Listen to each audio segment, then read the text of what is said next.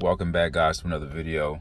When you get to a point when you begin to start uncovering a lot of falsities that are placed upon us on a daily basis, you start to understand that the level and the degree of deception doesn't just stop at one particular referent, meaning that whether you're referring to the medical industry, whether you're referring to history, indoctrination, whether you're referring to anything in this world, even modern medicine as it's currently constructed, there's no limitation to deception.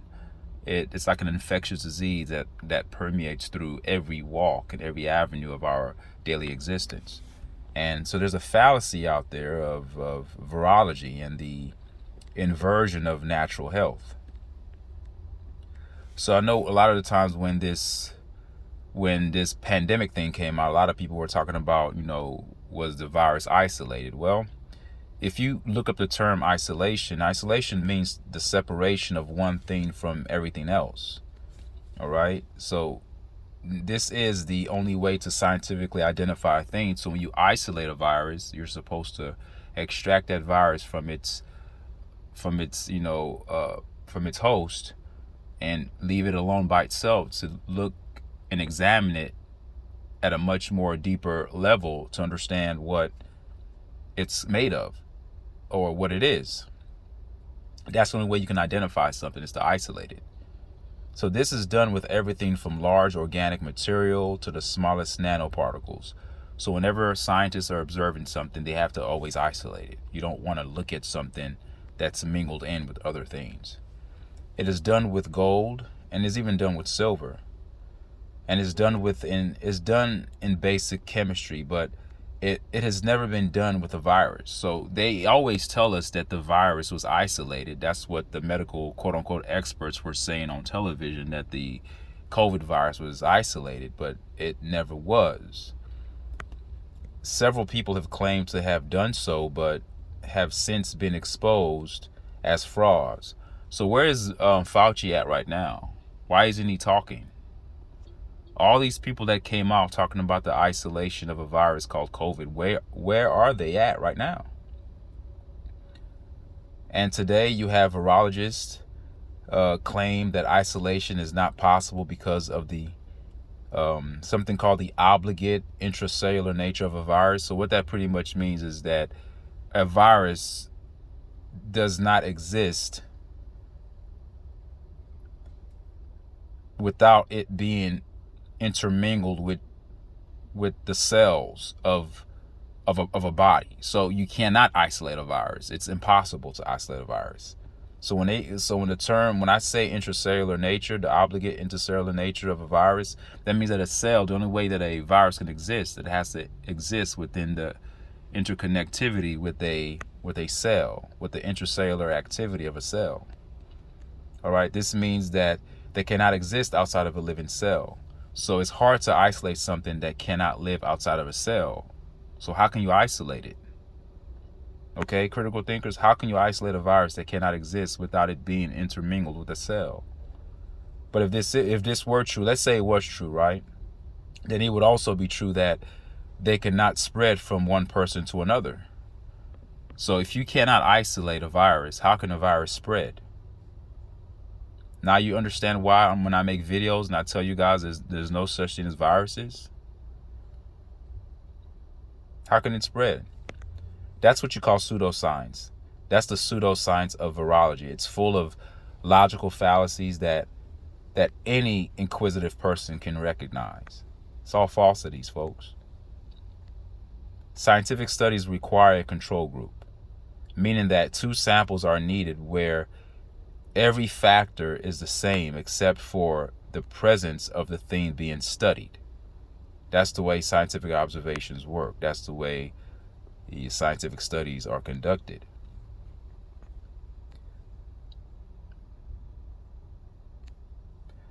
But so when you're talking about doing a scientific study, this can't be done in virology because a virus has never been isolated. So how can you actually study something that's not been isolated? I'm going to continue to repeat that because it seems like the masses of you guys, many of you guys have to have something repeated to you over and over again before it takes mass effect. So when the programmers are deceiving you, they love to continually repeat the same thing on mass media, on every major news network. So therefore, they have the masses who comply. So maybe if I do the same and completely ignore your intellect and kind of insult your intelligence, because I'm going to continue to repeat the same damn thing, maybe it'll clear up in your heads so you guys can understand what I'm trying to get at here. Viruses don't exist. You can't study it. You can't even apply scientific methods to study something that cannot be isolated. So when these virologists claim that they are isolating it, they are lying to you.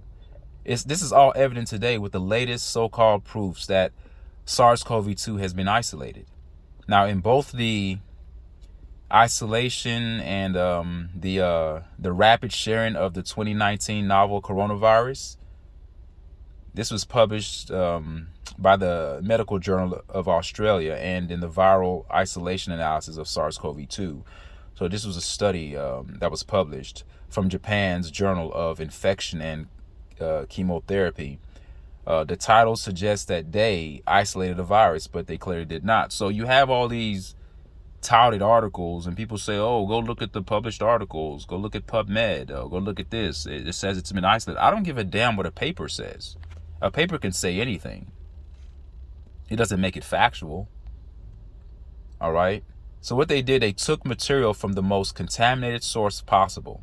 So when you went to go get a test done, they took, because the only way you can try to say that you isolated a virus is to go into the most contaminated part of a person's body, which is the nose, because it acts as a filter by capturing particulates inhaled from environment. And guess what those particulates are? If you've been following my videos, I talk about geoengineering. I talk about the nanoparticulates that they are spraying in the sky through stratosphere aerosol injections, solar radiation management, the aluminum, the manganese, the barium, the strontium, all this junk that they spray from jet engines in the sky that they say is condensation trails, but in actuality, it's geoengineering, aka chemtrails.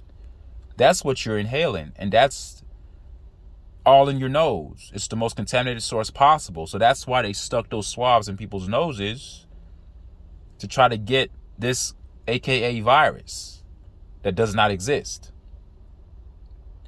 And at no point did they isolate a virus from this sample. So again, you can't, even if you dig in someone's nose and you get a particle out, that does not isolate the virus because it's still functioning intracellularly. It's connected to cells.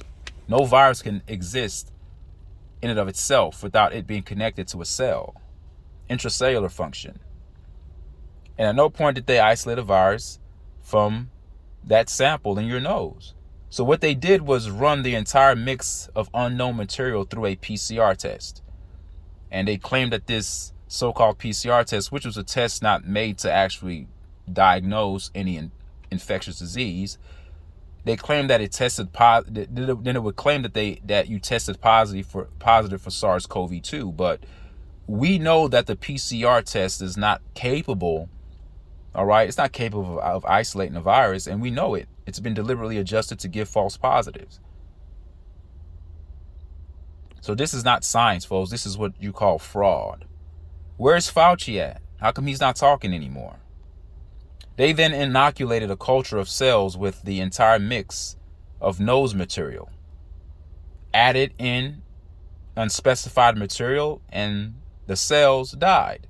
At no point in these experiments was a virus ever isolated. Actually, that goes against the definition of isolation. You're adding stuff to it now just to make it become what you want it to become.